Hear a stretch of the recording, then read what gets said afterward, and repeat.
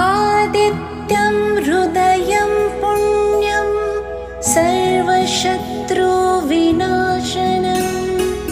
जयावहं जपं नित्यम् अक्षयं परमं शिवम्। ॐ मित्राय नमः। ॐ रवये नमः। ॐ सूर्याय नमः। ॐ भानवे नमः।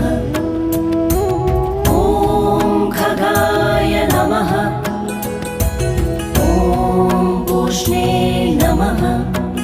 ॐ हिरण्यगर्भाय नमः। ॐ मरीचये नमः।